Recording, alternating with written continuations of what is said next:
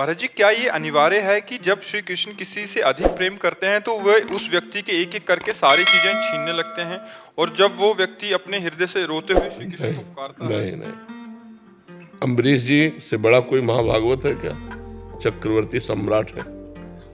प्रहलाद जी क्या छीना? चक्रवर्ती सम्राट पद दिया, दैत्यराज पद। विभीषण जी लंकापति। भगवान छीनते थोड़ी हैं, भगवान देते हैं। मोह हटाकर ज्ञान देते हैं, तो ज्ञान में कुछ अच्छा ही नहीं लगता। मोह हटाकर ज्ञान देते हैं, नश्वर माया हटा करके शाश्वत सच्चिदानंद में सुख देते हैं। भगवान छीनने वाले नहीं हैं, भगवान दाता हैं, देने वाले हैं। उनका मजाक में कोई बात जैसे कही जाए, जो मुझसे प्यार करता है, जिस पर मैं कृपा करता हूँ, उसका सर्वस्व नाश कर देता हूँ। पहले धन हरण करता हूँ, फिर भृत्य परिवारजनों का राग हटाता हूँ। तो समझो ना क्या कह रहे हैं। जो माया के प्रति, धन के प्रति लोलुपता है, उसका हटा दिया, मोह हटा दिया, जीवन मुक्त कर दिया, ज्ञान परायण कर दिया, भगवत प्रेमी महात्माओं का संग दे। भगवान देते हैं, नाशवान वस्तुओं का राग हटाकर सत्य वस्तु देते हैं। भगवान कभी छीनते नहीं है। और जो कुछ समय के लिए ले लेते हैं, फिर ले क्यों लेते हैं? वही है, उन्हीं के सिवा, उनके सिवा कोई है ही नहीं, तो ले किसको लेंगे? सिय राम में सब जग जानी, किसको ले लेंगे? वो तो ऐसे दाता हैं, जो गाली देता है उसको भी देते हैं। वो जो उनका अपमान करता है, भगवान की निंदा करता है, उसको भी जीवन देते हैं। जियो, आनंद से जियो। फिर जो भक्ति करता है उसका जीवन संकट पूर्ण कर दे, ऐसा कैसे हो सकता है? भगवान की बात को समझना है। जैसे हम काम क्रोध में फंसे हैं, तो भगवान काम क्रोध रहित कर देते हैं।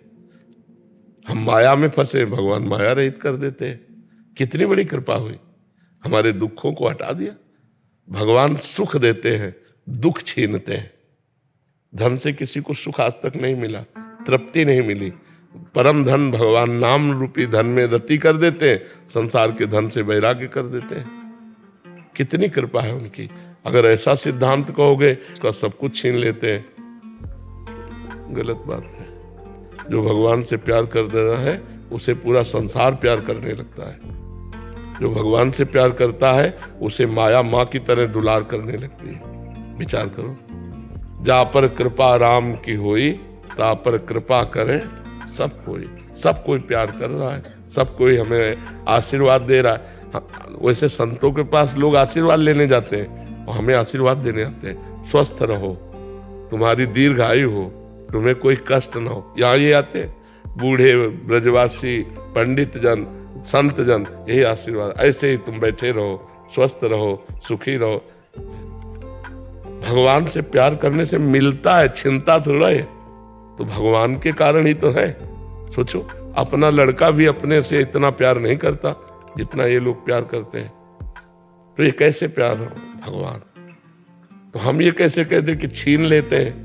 हम तो कहते हैं भगवान दे देते हैं। अज्ञान छीनते हैं, माया छीनते हैं, दुख छीनते हैं, अशांति छीनते हैं, और शांति देते हैं, सुख देते हैं, करुणा करते हैं। ऐसा कैसे हो सकता है?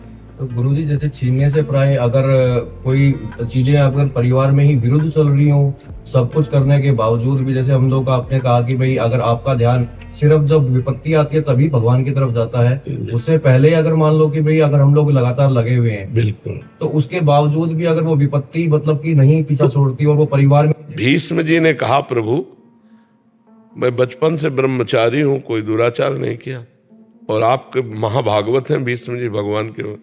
ये बाणों की सैया पे 6 महीने से पड़ा हूं, और आप हमको कहते हो युधिष्ठिर जी को उपदेश करो। इतना भीषण कष्ट है, तो ऐसा क्यों है मुझे? मैं 100 जन्म तक पूर्व का देख रहा हूं, तो कहा और आगे देखो। तो जन्म जन्मांतरों के हमारे जो पाप हैं, वो जब हमारे ऊपर प्रहार करते हैं, तो दुख, विपत्ति, रोग, लड़ाई झगड़ा, ये सब रूप बन करके आते हैं। तो भगवान का भजन करने वाला विवेक के द्वारा उनको सह लेता है। जो संसारी पुरुष होता है, वो उसमें बिथ के लड़ाई झगड़ा किया, जेल चला गया। रोग में हाय हाय किया, डिप्रेशन में पहुंच गया। रोग तो है ही, दिमाग से भी परेशान हो गया।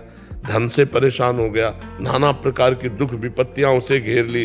वो किसी से प्यार करे तो वो लोग अपमान करें, वो धर्म से चले तो लोग उसे दुख दें। ये विपरीतता आती है। ये सब विपरीतता आने पर भी यदि भगवान का भजन हो रहा तो हृदय धैर्य रहता है और निकल जाता है। जैसे दिन नहीं रुका तो रात नहीं रुकेगी, ऐसे दुख नहीं, अभी हमारा सुख चल रहा है फिर दुख आ गया, दुख चल रहा है फिर सुख आ गया, ये ऐसे चलता रहता है। उसका ज्ञान जो है ना इतना प्रवीण होता है कि डूबने नहीं देता, न सुख में न दुख में। सुख में डूबने पर अहंकार आता है, दुख में डूबने पर निराशा आती है, शोक आता है। तो हमें भगवान के भजन में दृढ़ विश्वास करके चलना चाहिए। अनेक जन्मों के कर्म है जो हमको गिराते हैं। मान लो 2-4 माला आप लोग जपते होगे, 2-4 घंटे पूजा करते होगे, यहाँ तो जीवन ही पूजा है, कुछ और है ही नहीं। नाम जप करो, भगवान की चर्चा करो, भगवान का चिंतन करो, भगवान, तब दोनों किडनी फेल है। विचार करके देखो ना, तो कर्म का भोग आता है कि नहीं। रामकृष्ण परमहंस जी जो थे उनके गले में कैंसर था। डॉक्टरों ने कहा सत्संग नहीं बोलोगे, तो बोले सत्संग तो बोलेंगे, हमारा जीवन है सत्संग। गले में बना रहे कैंसर, बना रहे। तो बड़े बड़े संतों के जीवन में देखा गया, कष्ट देखा।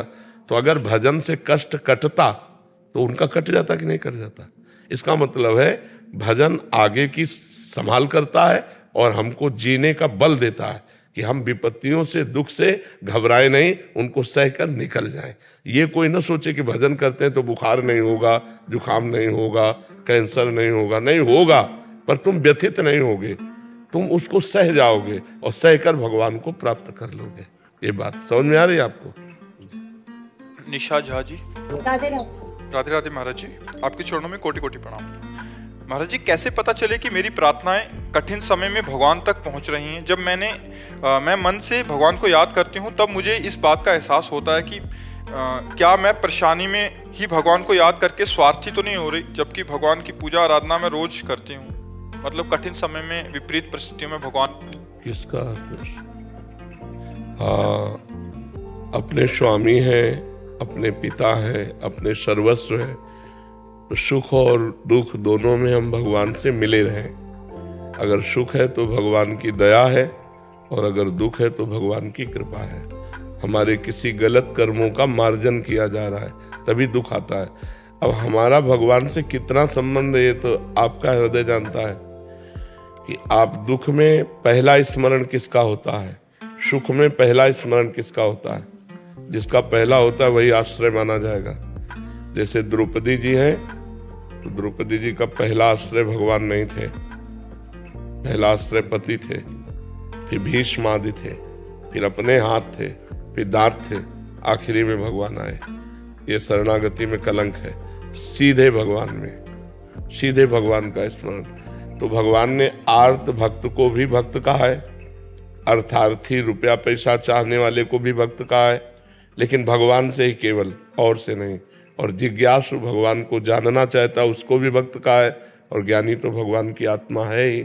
तो हम स्वार्थी शब्द नहीं कहते, हम मालिक शब्द कहते हैं कि हम आपके बच्चे हैं, आप हमारे पिता हैं, हम आपके दास हैं, आप हमारे स्वामी हैं। अगर हमें कोई आवश्यकता होगी तो आपसे कहेंगे, कोई समस्या होगी तो आपसे कहेंगे। अगर कोई आवश्यकता समस्या नहीं तो आपके हम हैं ही, निरंतर हम आपका भजन करते हैं। ऐसे भाव से जुड़ना चाहिए। ऐसा नहीं कि विपत्ति आई तो आप भगवान को पुकारो फिर नहीं सुनेंगे। पहले कभी पुकारा नहीं, पहले कभी भजा नहीं, अब स्वार्थी है ऐसे, तो भगवान कहीं दूर थोड़ी है, तुम्हारे हृदय में ही है। तुम्हारे भाव को देख, लेकिन बिल्कुल नितांत स्वार्थ के वसात होकर पुकार रहा, कोई भक्ति नहीं, तो भगवान सुनेंगे ही नहीं। भाव बिन सुनी पुकारे मैं कभी सुनता नहीं, भाव पूरित टेर ही करती मुझे लाचार है। हे कृष्ण, हे द्वारिकावासिन, जो ये द्रौपदी जी ने भाव से पुकारा, यही भगवान वस्त्र बन गए, चीर अवतार भगवान का हो गया। कहीं भगवान को आना जाना थोड़ी है। तो हम भगवान से निरंतर जुड़े रहने की चेष्टा करें, और जब कोई मांग हो तो हम अपने भगवान से ही करें और छूट दे दें। आप चाहे हमें व्यापार दो या जैसे मनाओ वैसे दो। और दूसरी बात ये प्रार्थना कर दे कि अगर आपको उचित न लगे तो हमारी प्रार्थना पूरी मत करना। तो प्रार्थना पूरी ना होने पर भी हमारे हृदय में भगवान के प्रति श्रद्धा कम नहीं होगी। श्रद्धा कम होने का मतलब सब कुछ बिगड़ जाना। जैसे मानो हम चाह रहे हैं कि ये दुख निवृत्त हो जाए, और हमें भगवान की इच्छा है कि ये भोगे, तो निवृत्त नहीं होगा। फिर हमें लगेगा हम भगवान का पूजन करते हैं, भजन करते हैं, प्रार्थना भी की और समस्या का समाधान नहीं हुआ, संशय आ जाएगा, अश्रद्धा आ जाएगी। तो हम भगवान से छूट दे दें। हमारी तो इच्छा है कि ये दुख निवृत्त हो जाए, लेकिन आपकी इच्छा है कि मैं भोगूं, तो नाथ मुझे सामर्थ्य दो कि मैं आपकी इच्छा का पालन करते हुए मैं इस दुख को भोग लूं। भक्तजन यही करते हैं, भगवान की इच्छा का पालन करते हुए दुखों को भोग लेते हैं। नहीं तो इतना भगवान का भजन करते हो अपने दुखों को मिटा देना, लेकिन नहीं, वो जोई जोई प्यारो करे सोई मोहि भावे। प्यारे को जैसा अच्छा लगे वो मुझे अच्छा लगता है। मुकेश खरब जी। राधे राधे। राधे राधे महाराज जी। महाराज जी, मैं अभी वकील हूँ और अब जज बनने जा रही हूँ। महाराज जी, मैं चाहती हूँ कि मुझे कभी भी कोई गलत न्याय मेरे से ना हो, मतलब मैं अच्छे से न्याय कर पाऊँ महाराज जी। हाँ, अगर अच्छी वकालत की है, धर्मपूर्वक किसका है, हाँ धर्मपूर्वक वकालत की है तो फिर अच्छे जज बन जाओगे। अगर बेईमानी की वकालत की है तो वो आदत तो बनी रहेगी। बेईमानी की वकालत का मतलब होता है जानती हो कि ये अधार्मिक पुरुष है और वो तुम्हें पैसा दे रहा, तुम उसके सपोर्ट में बोल रहे हो, तो पैसे के लिए वकालत करने वाले फिर न्याय नहीं करवा सकते। जब हमको पता है कि आदमी गंदा है, नीच है, तो हम पैसे के लिए वकालत नहीं करेंगे। वकालत न्याय के लिए होती है। हम ऐसे साबूत जुटाएं जिससे हम जज को साबूत दे सके, जिससे दोषी जो है वो फंसे और निर्दोष मुक्त हो। तो अगर हमने वकालत सही की है तो न्याय भी सही कर लेंगे। अगर वकालत सही नहीं की तो फिर वो सही कैसे बोलने देगी, ले तो ये बात आपको देख ली है। ब्रजेश कुमार जी। राधा वल्लभ श्री महाराज जी, मैं फौज में एक अधिकारी हूँ। मैं स्वयं तो शुद्ध शाकाहार भोजन ही पाता हूँ, परंतु महाराज जी कह रहे हैं कि जवानों के लिए मांसाहार आदि का होता है, जिसकी स्वीकृति में इनके हस्ताक्षर लगते हैं। महाराज जी, इस कर्म फल का भोग इन्हें देखो इस समय तो नहीं बनेगा? नहीं, इस समय कोई आप स्वयं निर्णय करता नहीं है। आप एक राजकीय विभाग जो सेना विभाग है उसमें आप सेवा में हो, तो उसमें पाप देखने की बात नहीं है, उसमें कर्तव्य देखने की बात। मतलब आतंकवादी का है, हमें शंका है कि बॉर्डर से पार हो रहा आतंकवादी है, हम उससे जानकारी थोड़ी लेंगे, भैया तुम आतंकवादी तो नहीं तुम्हारी खोपड़ी उड़ा देगा, नहीं उड़ा देगा, वो तो शंका पे गोली मार दी जाएगी, नहीं मारी जाएगी, तो उसको पाप नहीं लगेगा, क्योंकि वो राजकीय विभाग में खड़ा हुआ है, वो अपने देश की रक्षा के लिए खड़ा हुआ है। तो ऐसे आप जिस विभाग में है वो इतना सत्य विभाग है, तो उसमें जवान को हमें पुष्ट करना है। अब अलग अलग जवान है, कोई राजसिक है, कोई तामसिक है, कोई सात्विक है, तो सात्विक वाले ना खाएं, राजसी वाले तमोगुणी वाले तो खाएंगे ही, तो उनके लिए वो विधान तो करना ही पड़ेगा। हो ही नहीं सकता ना, हो ही नहीं सकता, ऐसा हो ही नहीं सकता। जैसे कह दिया जाए कि पूरे भारत में सब शाकाहारी हों, तो हमारे कहने से हो जाएगा? जो तमोगुणी स्वभाव के हैं वो भगवान की भी बात नहीं मानेंगे, हमारी क्या बात है। जो राजसिक स्वभाव के हैं वो हमारी भी बात, सात्विक के ऊपर हमारा प्रभाव पड़ेगा, जो सात्विक विचार वाले। तो ऐसे बहुत से फौजी हैं जो सात्विक विचार के हैं, अपने आप को मांस नहीं खाते, जैसे आप ही कह रहे हो कि हम खाते नहीं, पर जो सैनिक खाते हैं उनके लिए आपको व्यवस्था करनी पड़ेगी, सरकारी दस्तखत करने पड़ेंगे। उसमें आपको इसलिए पाप नहीं है कि ना आप मरवाना चाहते हो पशुओं को और ना आप स्वयं खाना चाहते हो, लेकिन अगर जहां ऐसा व्यवहार हो रहा है सैनिकों के लिए देने का, तो वहां आप अगर अधिकारी हैं, आपको परोसना भी पड़े तो परोसना पड़ेगा, आपको परोसना पड़ेगा, क्योंकि आप ड्यूटी में हो। तो उसमें आपको पाप नहीं है, क्योंकि वो आप कोई हिंसा के लिए नहीं कह रहे हो और आप स्वयं कोई खा नहीं रहे हो, लेकिन सरकारी कार्य है तो आपको करना पड़ेगा। ओम तिवारी जी, मध्य प्रदेश से। राधे राधे महाराज जी। महाराज जी, आपके चरणों में कोटि कोटि नमन।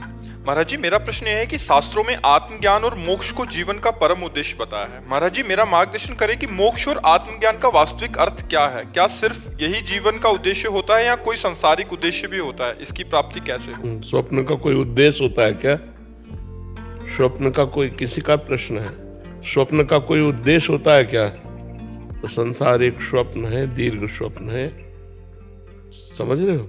संसार एक उमा कहूं मैं अनुभव अपना, सत हरि भजन जगत सब सपना। उद्देश्य यही है कि हम स्वप्न से जाग जाएं। हमारा जो उद्देश्य है वो स्वप्न से जग जाने का है। कभी आत्मा को बंधन त्रिकाल में भी प्राप्त नहीं हुआ, न बंधन था न है न रहेगा, भ्रम हो गया है। हम अपने स्वरूप को भूल करके शरीर को स्वरूप मान लिए, अंतःकरण में तन्मय हो गए, मन बुद्धि चित्त अहंकार। अब इनकी मांगों में, क्योंकि शरीर अपूर्ण है, अपूर्ण में मांग होती है, आत्मा पूर्ण है, उसमें कभी कोई मांग नहीं होती। शरीर को स्वीकार करने के कारण उस पूर्ण को अपूर्णता का अनुभव होने लगा और वो मांग कर बैठा, ये देखूंगा, ये सुनूंगा, ये चखूंगा, ये भोगूंगा, ये स्पर्श करूंगा। बस शब्द स्पर्श रूप रस गंध, इन पंच तन मात्राओं में 5 ज्ञानेंद्रियों के साथ जो मन लगा तो हम भ्रमात्मक उसमें लग गए कि ये मेरी मांग है। इंद्रियों की मांग को अपनी मांग मानने के कारण हम बंधते चले गए। यद्यप कहीं नहीं बंधे, कभी नहीं बंधे, जड़ चेतन ही ग्रंथि पड़ गई, यद्यपि मृषा छूटति कठिन ही। पर बिना गुरु चरणों का आश्रय लिए, बिना गुरु सेवा किए, ये केवल ज्ञान की बातें पढ़ ले और सुना ले, अनुभव में नहीं आएंगे। नायमात्मा प्रवचन न लभ्या न मेधया न बहुना श्रुतेन। बहुत प्रवचन करने वाला या बहुत मेधावी बुद्धिमान या बहुत सुनने वाला आत्मज्ञान को प्राप्त नहीं होता। गुरुदेव की कृपा, मोक्ष मूलम गुरु कृपा। जिसने ये रहस्य जान लिया और अपने गुरुदेव को प्राणपन से अपना परम ब्रह्म मानकर उनकी आराधना की, वो माया पर भी जीत गया।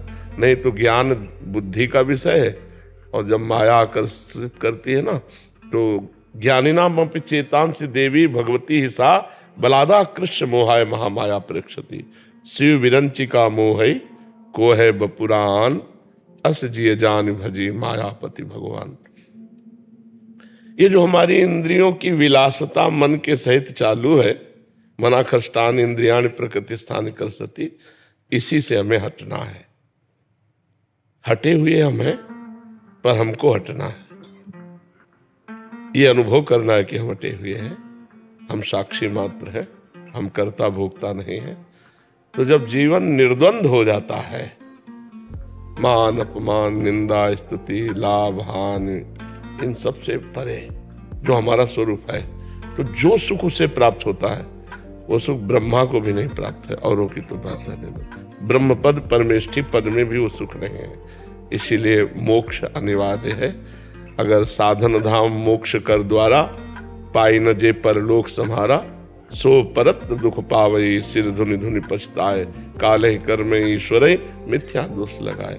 तरने के लिए हमको मिला है, हम इस जो भ्रम रूपी सागर में फंस गए, इससे हमारा उद्धार हो जाए। न मैं मनुष्य हूँ, न मैं स्त्री हूँ, न पुरुष हूँ, न मैं इंद्रियां हूँ, न मैं मन हूँ, न मैं प्राण हूँ। मैं निर्विकार चैतन्य घन परम प्रकाश आनंद स्वरूप आत्म तत्व हूँ। अपने को भूल गया, इसीलिए फंस गया। यही ज्ञान प्राप्त करने के लिए अध्यात्म में साधना है। लोक परलोक के भोगों से वैराग्य, सत असत का विवेक, इंद्रियों का दमन, मन का विषयों से निग्रह, तितिक्षा, सहनशीलता, श्रद्धा, समाधान, चित्त का लक्ष्य पे स्थित हो जाना, मुमुक्षुता, इनके द्वारा हम मोक्ष प्राप्त करते हैं। जब गुरु चरणों की आराधना से हम उनके आज्ञा में रहकर साधना करते हैं तो माया मल नष्ट हो जाता है। अज्ञान तिमिरांधस्य ज्ञानांजन शलाकया चक्षुरुन्मीलितम में तस्मै श्री गुरुवे नमः। गुरुदेव भगवान की कृपा से बुद्धि में ज्ञान नेत्र उन्मीलित हो जाते हैं, खुल जाते हैं। वो ज्ञान चक्षुओं से देखता है कि न कोई स्त्री न कोई पुरुष है, एकमात्र परमात्मा है, और वही परमात्मा मैं हूँ। खत्म। जो एकमात्र परमात्मा है, तो जब सर्वत्र एक है तो यहाँ दो कैसे हो गया? यहाँ भी तो वही विराजमान है। बस जासु कृपा सब भ्रम मिट जाई, गिर जा सोई कृपालु रघुराई। गुरु रूपी भगवान की करुणामयी दृष्टि, ज्ञान दृष्टि पड़ते ही सब अज्ञान तिमिर नष्ट हो जाता है। समझ पा रहे आप? अब जैसे बच्चा कोई इस स्थिति को नहीं जानता है, नहीं पाना चाहता, तो फिर उसके लिए साधारण धर्मों का वर्णन किया जाता है। तुम एक भाई हो, तुम एक पिता हो, तुम एक पुत्र हो, तुम एक समाज के व्यक्ति हो, तुमको ऐसा कर्तव्य करना चाहिए। साधारण धर्मों से असाधारण धर्मों तक, अभी धर्म कर्म सब कुछ राधे श्याम। वो एक अलौकिक जो मोक्ष पदवी है, वो अलौकिक है। वो कर्ता भोक्ता भाव रहित है, उसी का अनुभव करना है। पर वो बहुत ऊंची स्थिति है बच्चा, अभी तो बहुत नीचे धरा पे, अभी तो परमार्थ का ककाहरा नहीं आता। नहीं तो हम बात करें पीएचडी की तो धीरे धीरे धीरे धीरे अभी नाम जप करो, पवित्र भोजन करो, पराये माता बहनों की तरफ गंदी दृष्टि मत रखो, धीरे धीरे चलो तो परमार्थ में आगे बढ़ोगे। श्री प्रकाश गौतम जी। राधे वल्लभ श्री हरिवंश। श्री हरिवंश महाराज जी, आत्मा अमर है तो इसका प्रत्यक्ष अनुभव कैसे किया जाए? भगवान अरे आत्मा अमर है, उसका अनुभव तुम्हें थोड़ी करना, तुम ही तो आत्मा हो। तो तुमने अनुभव किया इस शरीर का, और ये है मर, ये है मृत्यु, तो बिना इसका अनुभव छोड़े उसका अनुभव कैसे हो जाएगा?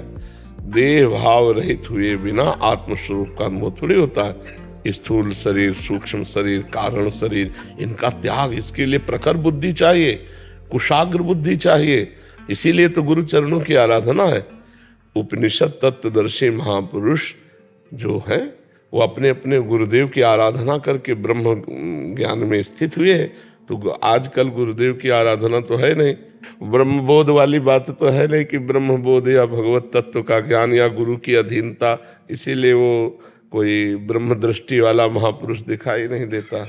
सब वही पार्थिव दृष्टि, नानात्व दृष्टि, ये सुधार हो जाए समाज में, वो सुधार हो जाए, और यहाँ सब कूड़ा करकट है। यहाँ सुधार हो गया तो सामने सुधार होना नहीं। सर्वम खल्विदम ब्रह्म, सब जगह वही राम ही रमा है, कहीं एक कण ऐसा नहीं जहाँ परमात्मा न हो। तो हमें किसको सुधारना है? अपने को सुधारना है, अपनी दृष्टि सुधारनी है। अपनी दृष्टि सुधर गई तो सब सुधर गया। तो समझ रहे बच्चा, क्या जानना चाहते हो? आत्मा जैसे आप सत्संग यार कुछ दिन पहले नाम जप करो भगवान का, कुछ दिन नाम जप करो, ब्रह्मचर्य से रहो, पवित्र आहार करो, माता पिता की सेवा करो, फिर हमसे बात करो तो कुछ समझ में आएगा। कुछ दिन नाम जप करो। भाई देखो, अगर ककारा मात्रा का ABCD का ज्ञान हो जाए तब तो फिर बात कुछ अंग्रेजी से करे तो समझ, अब ABCD नहीं आती, अब कैसे बात करे? बात यह है कि आप बिल्कुल देहाभिमान में फंसे हुए हो, आप कोई साधना नहीं है भगवत मार्ग की, और ब्रह्म तत्व की बात, आत्म तत्व की बात, ये बड़ा गूढ़ विषय है। तो हमें लगता है पहले नाम जप करो। आत्मानुसंधान के लिए भक्ति सर्वश्रेष्ठ है।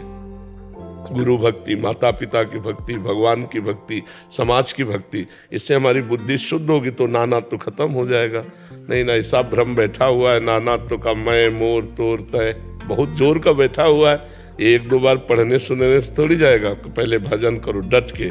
देखो, सनक सनंदन सनातन सनत कुमार चारों ब्रह्म ऋषि 5 वर्ष की अवस्था में दिगंबर रहते हैं, हर समय आत्मबोध से तृप्त रहते हैं, लेकिन उनकी जबान से हर समय निकलता रहता है हरिश शरणम हरिश शरणम हरिश शरणम हरिश शरणम।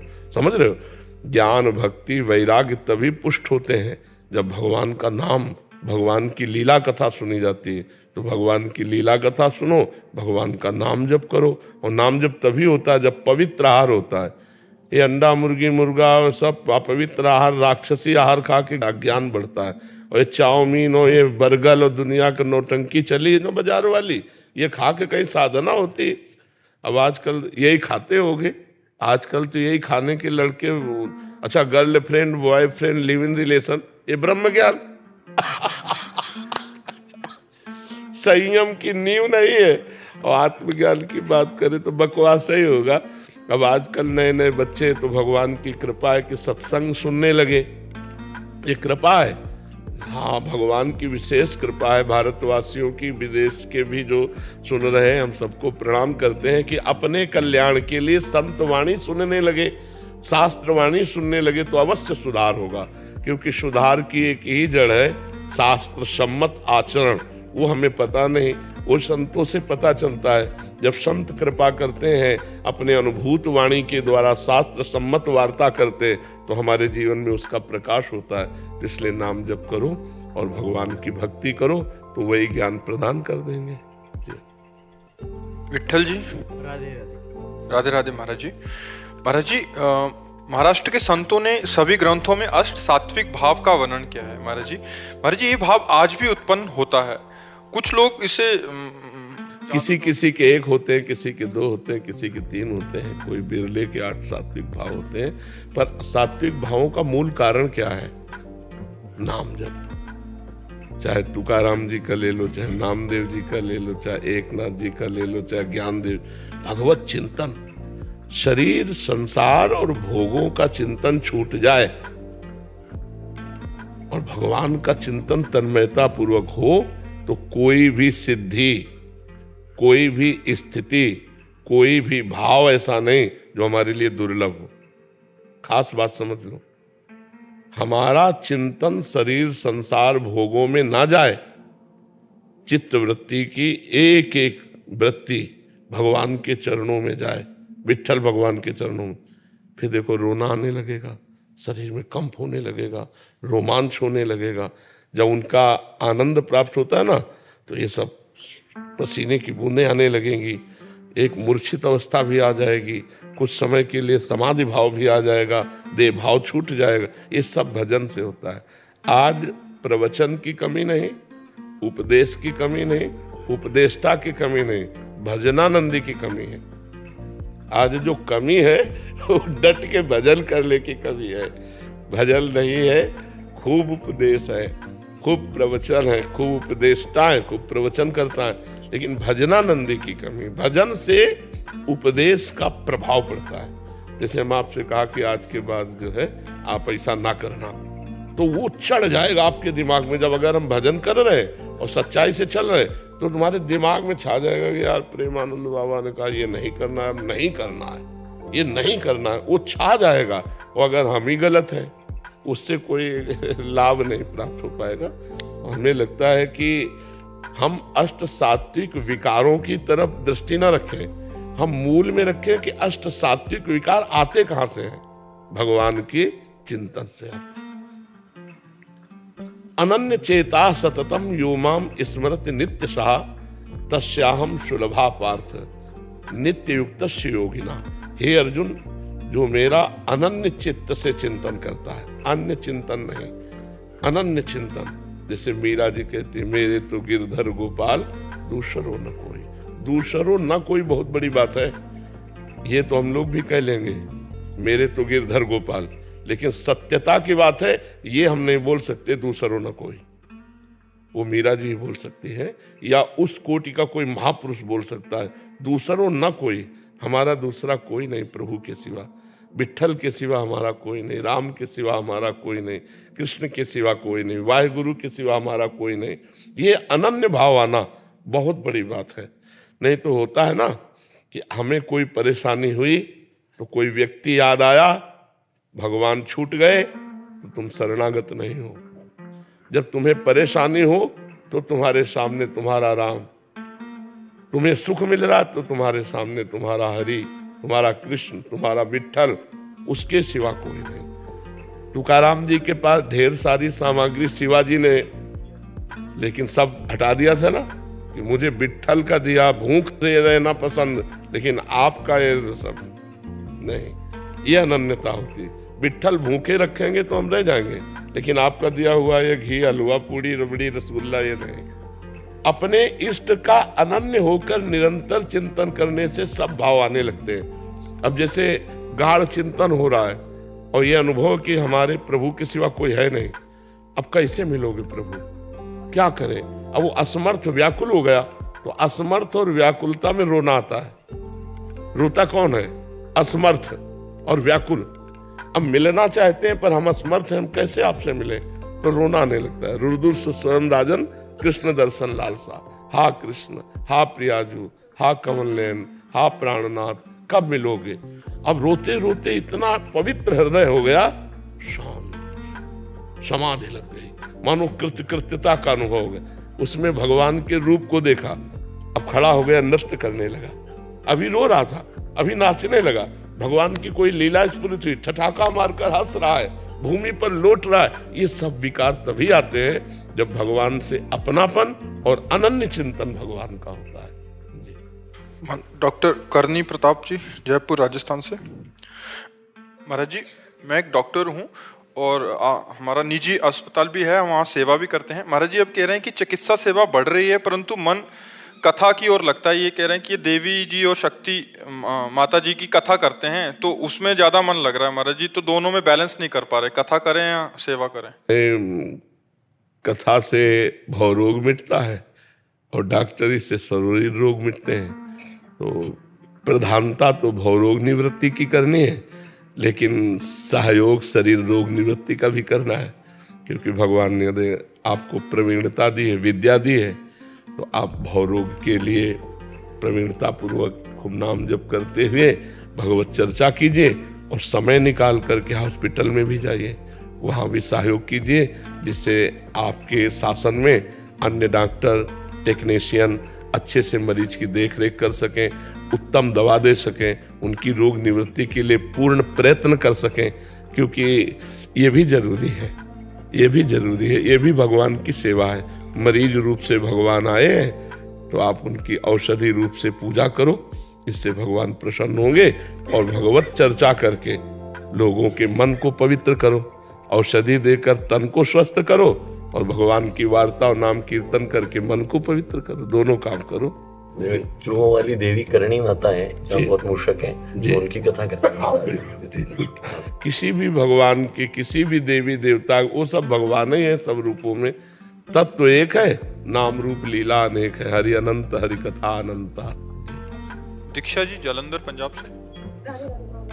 राधे राधे महाराज जी। महाराज जी, आपके प्रवचन सुनने से बहुत जीवन में परिवर्तन आया है। महाराज जी, आप कहते हैं कि हमारे साथ अगर कोई बुरा करता है तो हमें ये सोचकर खुश होना चाहिए कि उसका हमारे साथ पूर्व जन्म का कोई ऋण था, तो जो हम उस समय चुका नहीं पाए इसलिए हमारे साथ इस जन्म में बुरा हो रहा है, तो यही सोचकर रख के उन्हें माफ कर देना चाहिए। लेकिन महाराज जी, क्या भगवान जी भी यही सोचकर उस इंसान को माफ कर देंगे कि उसका पूर्व का प्रारब्ध था? क्या उसके लिए दुष्ट कर्मों की कोई सजा नहीं, उसको दंड मिलेगा। हम उसको चुपचाप सह भी सकते थे, लेकिन हमने थप्पड़ मारा, ये मेरी नवीन क्रिया बनी और आपका प्रारब्ध क्षय हुआ, अब मुझे उसका भोगना पड़ेगा। हमारे अंदर प्रेरणा हो रही, संयोग भी बना, आप गलत भी किए हैं, लेकिन क्या भारत सरकार ऐसा आदेश करती है क्या? आप सोचो, भगवान की तो बात छोड़ो, क्या भारतीय सरकार, हमारे कानून में ऐसा है क्या? रिपोर्ट करो, ऐसा है? रिपोर्ट करो, मतलब कानून अपने हाथ में नहीं ले सकते आप। तो आपके अंदर प्रेरणा हुई कि मैं इसको पीट दें, उसका प्रारब्ध प्रेरणा कर रहा, लेकिन आपने नहीं पीटा तो उसका प्रारब्ध क्षय हो गया और आपका नवीन कर्म नहीं बना। अगर आपने पीट दिया तो उसका प्रारब्ध तो क्षय हुआ पीट के, लेकिन आपके लिए नवीन कर्म बन गया। प्रारब्ध से हमारे पास सामग्री आ सकती है, लेकिन भोगे न भोगे ये हमारे विवेक के ऊपर है।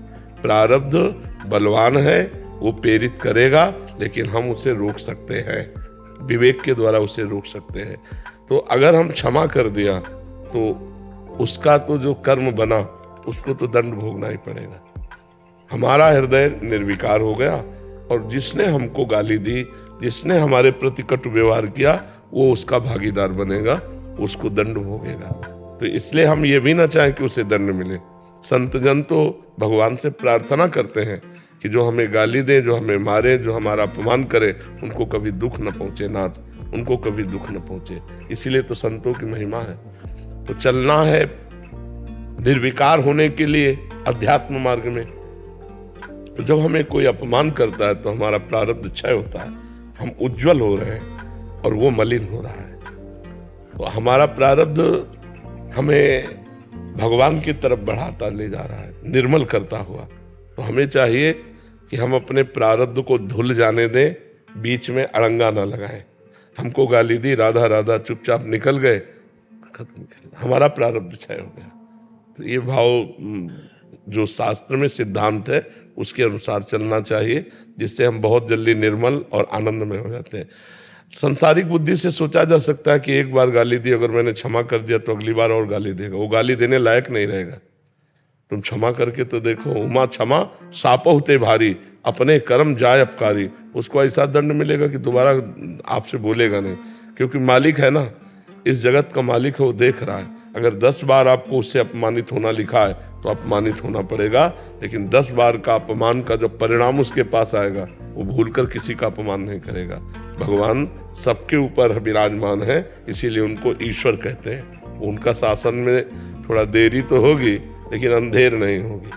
देरी इसलिए होगी कि बहुत बड़ा हिसाब किताब है, और फसल आज बोई जाती है तो आज थोड़ी काट ली जाती है, 4 महीना 5 महीना बाद ही उस फसल को हम काट पाते हैं। ऐसे जो हम कर्म कर रहे हैं उनका कालांतर में दंड या पुरस्कार मिलता है, तुरंत तो नहीं मिलता है। हर कर्म का फल तुरंत नहीं मिलता है। बड़ा कर्म हो जाए, जैसे किसी संत की अपमान वृत्ति बन जाए, तो फिर तुरंत लागू हो जाएगा। साधु अवज्ञा तुरंत भवानी, कर कल्याण अखिल के हानि। मर्जी नहीं तो फिर नरक में मिलेगा अगर यहाँ का छूट गया तो। हाँ बिल्कुल, वो भगवान का विधान है। हाँ बिल्कुल, उसको भोगना है, अवश्य में भोगना ही पड़ेगा। युधिष्ठिर जी से भगवान ने कहा कि इतना कह दो अश्वत्थामा हतो, अश्वत्थामा मारा गया। उन्होंने बुद्धि लगा दी, नरो या कुंजरो, नरक दिखाया गया कि केवल आदेश था इतना कि अश्वत्थामा हतो बोलो, तो उन्होंने लगा दिया नरो कुंजरो। उतने में भगवान ने संकट ध्वनि की और द्रोणाचार्य जी ने अश्वत्थामा हतो, मारा गया। ये युधिष्ठिर बोल रहे हैं, इसका मतलब सत्य। वो तुरंत उदास हुए, धृष्टद्युम्न ने जाके गला काट लिया द्रोणाचार्य जी का, क्योंकि द्रोणाचार्य जी का वध होना अनिवार्य था, इसलिए भगवान ने ऐसे। तो अगर आप अपनी बुद्धि लगाकर झूठ बोले तो आपको नरक दिखाया गया युधिष्ठिर जी को, और कहा जहां ये विचलित हो जाए वहीं पूरा हो गया इनका नरक। उन्होंने जीव देखा, कहाँ मुझे ले आए, उसे तुरंत स्वर्ग पहुंच गए, क्योंकि एक शब्द का झूठ। और यहाँ कितना बड़ा हिसाब किताब है। इसलिए भगवान का नाम जप करे, भगवान की शरण में हो तो जीवन आनंद में हो जाएगा। नहीं इतना लंबा हिसाब किताब कि हम भोग भोग के मरते रहें बार बार, तो भी हम अपने कर्मों का हिसाब नहीं पूर्ण कर पाएंगे। वो भगवान ही माफ कर दे तो बात बनेगी। भगवान की शरण में हो जाओ, भगवान का नाम जप करो, सब ठीक हो जाएगा। ये जो बीमारियां आती हैं ये अंदर एक दुख आता है, जलन से लेकर, अंदर की जलन से लेकर बाहरी भारी विपत्ति तक, ये सब हमारे कर्मों का फल है। कर्म का फल अच्छा आया अंदर के लिए, और अंदर चिंतन बढ़िया होने लगा, मुस्कुरा रहा है, अब आनंद में डूबा जा रहा है। और कर्म का फल बिगड़ा, अब ऐसे व्यक्ति का चिंतन करा रहा है कि वो जल रहा है, बेमतलब जल रहा है। चिंतन कर्म का फल उसको भुगताने के लिए अब घंटों जल रहा है उसी विषय को सोच के, और घंटों एक आनंदित हो रहा है उसे। इसलिए अच्छे कर्म करो, उसका परिणाम अच्छा होगा। बुरे कर्म करोगे, उसका परिणाम बुरा होगा। डिप्रेशन आदि यही बुरे कर्म का ही परिणाम। सब कर्मों के अनुसार, अंदर से एक जलन की रेखा से लेकर भारी से भारी विपत्ति तक सब कर्मों का फल है। राधे राधे महाराज जी। महाराज जी आपके चरणों में कोटि कोटि प्रणाम। महाराज जी आज तक हमने कभी मदिरा आदि का सेवन नहीं किया और अपने मन को संतुलित रखा है जब भी किसी दोस्त या ऑफिस दोस्त ने हमें मजबूर किया है, परंतु जब हम अपने रिश्तेदारों ये सब के कारण हमें जड़ बुद्धि और पिछड़ी सोच का कहते हैं, तो इस स्थिति में मन को संभालने के लिए किसने क्या करें? नहीं, आप गलत आचरण न करें तो आपको जड़ बुद्धि का कहा जाएगा क्या? मुझे लगता है उल्टा है। जड़ बुद्धि वो लोग हैं जो ऐसा करते हैं, विवेकवान वो हैं जो नहीं करते हैं। आखिरकार कहीं ना कहीं सत्य का आदर तो होता ही बच्चा। भले कोई प्रमादवश तुम्हें गलत कह दे, लेकिन उनके भी हृदय में आदर होता है। अगर सत्य जड़ बुद्धि होता है तो हमारे पास एकांतिक में प्रश्न उत्तर करने कोई आए ही ना, जड़ बुद्धि से क्या बात करें। तो इसलिए हमें लगता है कि कोई हमें मूर्ख कहे या जड़ बुद्धि कहे या पुरानी रीति का कहे। देखो कुछ लोगों का भाव ये होता है कि अगर हम अंडा नहीं खाएंगे, मांस नहीं खाएंगे तो स्वस्थ नहीं रहेंगे। अगर हम प्रसन्न हैं, सात्विक आहार है और सुंदर विचार है तो हमारा तन भी स्वस्थ रहेगा और मन भी स्वस्थ रहेगा।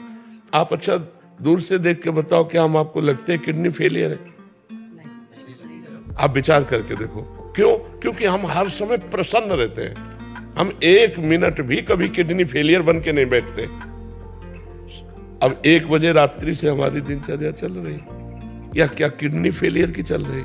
हर समय हमारा दिमाग भगवान की तरफ। क्या आप नहीं लगा सकते? आप भी वैसे लगाइए।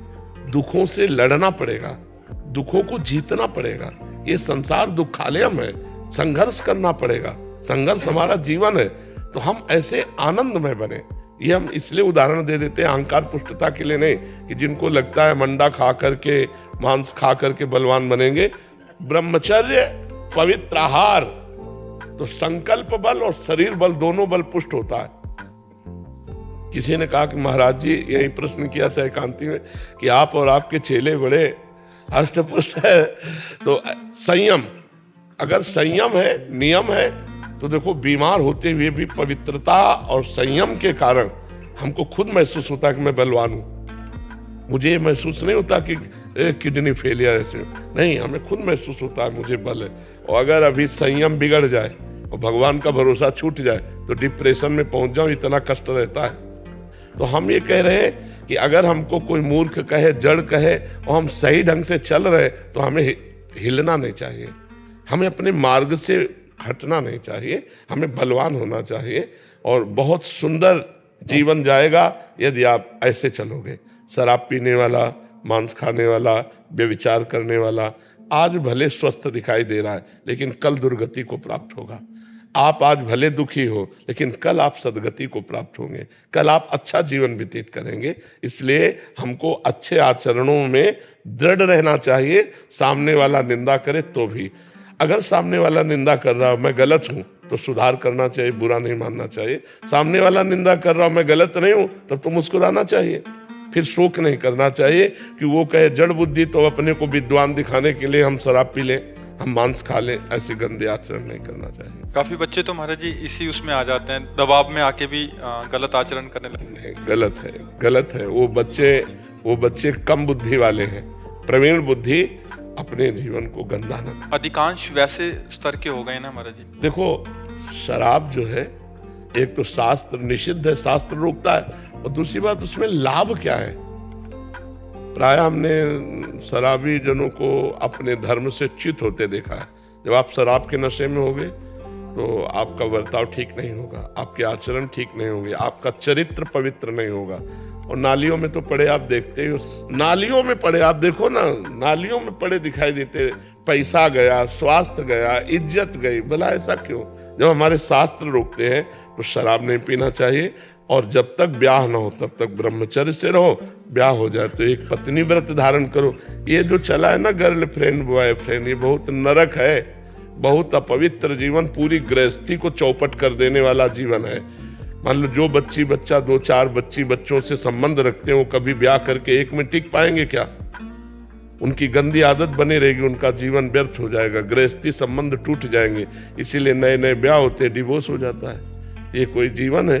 अरे जीवन है कि चलो अब लो नसानी अब ना नसोई हो, 1-2 बार गलती हो गई, अब पति प्राप्त हो गया तो अब बहुत धर्म से रहे, या पत्नी प्राप्त हो गई तो धर्म से रहे। लेकिन आजकल शराब पीना और नया नया व्यभिचार करना और जैसे बने वैसे धन कमाना, यही उद्देश्य रह गया है। गृहस्थी के लिए ब्रह्मचर्य क्या नियम होना चाहिए महाराज? मासिक धर्म के 8 दिन बाद एक बार केवल संयोग कर सकता है, शास्त्रीय पद्धति के अनुसार। महीने में एक बार एक शिष्य ने अपने गुरुजी से पूछा कि हमारा ब्याह हुआ तो कैसे चलें? उनका वर्ष में एक बार। उनका ऐसा तो नहीं रह पाएंगे गृहस्थी में, तो उनका 6 महीने में एक बार, उनका ये भी नहीं रह पाएंगे। तब फिर ये शास्त्रीय पद्धति बताई, महीने में एक बार। शास्त्रीय पद्धति है महीने में एक बार। अब सोचो आजकल नए नए बच्चे कितने आके बता गए कि 5 बार हस्तमैथुन, 8 बार हस्तमैथुन, ये जिंदा रह रहे हैं, यही बड़ी बात है। एक मन द्रवित पदार्थ सहित, एक मन कहते 40 किलो को, 40 किलो अन्न और पानी और दूध सब कुछ मिलाकर जब पचता है तब एक बार संतान उत्पन्न करने की योग्यता का वीर बनता है। और जो लोग ऐसे नष्ट करते हैं उनकी जीवनी क्या होगी? इसलिए वो ब्रह्मचारी ही माना जाएगा गृहस्थ। जो एक पत्नी व्रत है वो महीने में एक बार संयोग करता है संतान उत्पत्ति के लिए, शास्त्र आज्ञा जो है। शेष समय ब्रह्मचारी। संतान उत्पत्ति का उद्देश्य नहीं है, फिर नहीं करना। फिर व्यभिचार के लिए आदेश नहीं है, नहीं, शास्त्रीय आदेश नहीं है। बका उसको पाप लगेगा नहीं जी। अगर वो महीने में एक बार संयोग करता है तो पाप नहीं लगेगा, पाप का अधिकारी नहीं है। लेकिन शास्त्र आदेश नहीं है, शास्त्र आदेश केवल संतानोत्पत्ति के लिए है। शेष समय ब्रह्मचर्य रहकर भगवत आराधन करते हुए अपने कर्तव्य का पालन करना, और संतान हो जाने के बाद फिर तो पूर्ण ब्रह्मचारी है। हाँ, पूर्ण ब्रह्मचारी, क्योंकि ब्रह्मचर्य, गृहस्थ, वानप्रस्थ, संन्यास अर्थात हमारे 4 पुरुषार्थ हैं, धर्म, अर्थ, काम, मोक्ष। तो हमारा लक्ष्य मोक्ष प्राप्ति भी है। वो इंद्रियों का विलास जब बंद होगा तभी तो हम मुक्त अवस्था की तरफ जा पाएंगे। तो हमको चाहिए कि 40 तक हिसाब किताब बराबर कर ले गृहस्थी का, इसके बाद भगवान की प्राप्ति का पूरा कमर कस के लग जाना चाहिए। गृहस्थी में भी रहे तो फिर बात बन जाती है। अब तो 30-40 में तो ब्याह लोग करना शुरू कर दिए, 30 में तो ब्याह करना। और हमें लगता है कि 30 तक तो 10-12 वर्ष का लड़का बच्चा हो जाता था, तो वही ठीक है कि आप जब वृद्धावस्था की तब पदार्पण कर रहे तो गृहस्थी संभालने लायक हो गए। ये हमारा जो क्रम था शास्त्रीय, वो बहुत बढ़िया था, बहुत बढ़िया था।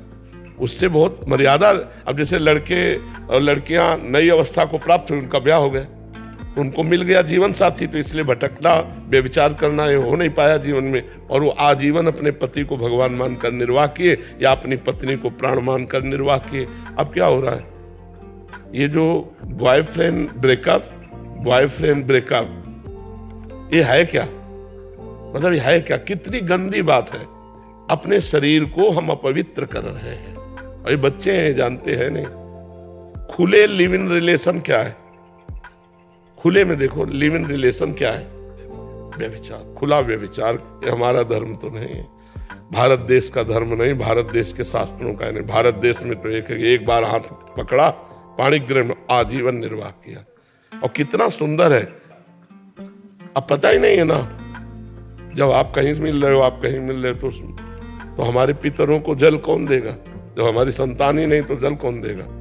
जब कुल परंपरागत, इसीलिए बहुत पवित्र रखा जाता था शरीरों को, कि हमारा उद्देश्य संतान उत्पन्न करना केवल भोग के लिए थोड़ी, हमारी पितृ परंपरा है, उनका श्राद्ध तर्पण है, हमारे पितरों के उद्धार के लिए, हमारे कुल परंपरा चलाने के लिए।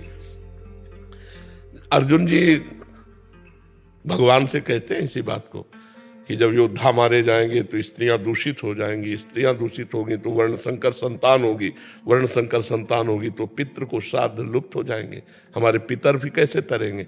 अब ये सब कोई बातें मानना चाहिए तो भगवान की कृपा को, कि आप लोग कृपा करके सुन रहे संत बातें, नहीं कौन टीवी देखे, गंदी बातें देखे, मनमानी आचरण किए, साधु समाज या शास्त्र सम्मत बात सुनना ही लोगों को पसंद नहीं। ये तो भगवान की कृपा है कि इस समय लोग सुनना चालू कर दिए, कि चलो सुन रहे हैं और मान भी रहे, हमें लगता है मान भी रहे, सुधर भी रहे। इसलिए हम बड़ा एहसान मानते हैं अपने देशवासियों का, कि हमारी बात सुन रहे हैं, मान रहे हैं, हमारे ऊपर एहसान कर रहे हैं। हमारा जीवन धन्य हो रहा है, कि आपका जीवन धन्य हो गया तो हमारा जीवन धन्य हो गया, हमारा बोलना सार्थक हो गया, हमारा बाबा जी बनना सार्थक हो गया। महाराज जी रील के अंदर आप ही आते हो, आप इसे कुछ दूसरा आता ही नहीं है, तो देखें ही क्या दूसरा। रील में आप ही आते हो कह रहे हैं। हाँ, भगवान की इच्छा है, भगवान ने ऐसी कृपा कर दिए कि समाज को मंगल में बनाना चाहते हैं, इसलिए वो ये कौन माने बच्चा साधु महात्माओं की बातें, तो कौन माने आप बताओ? अपने बाप की तो कोई मानता नहीं, बाबा जी के कौन माने? ये तो भगवान की कृपा है कि लोग